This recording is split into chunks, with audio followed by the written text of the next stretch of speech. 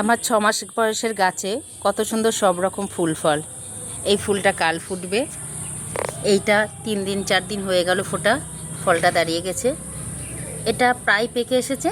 আর এখানে ছোট্ট ছোট্ট দুটো কুঁড়ি নতুন, সেই সঙ্গে লাল টকটকে পূর্ণাঙ্গ রূপে পেকে গেছে এই ফল দুটো। তা এই ফলটা আমি আজকে তুলে ফেলবো। আর এই ফলটা এত সুন্দর পেকেছে যে এটা গাছ থেকে পেরেই খাওয়া যাবে। এই যে এটা আমার নতুন গাছের প্রথম ফল, আমি এটা আজকে পেরে ফেললাম।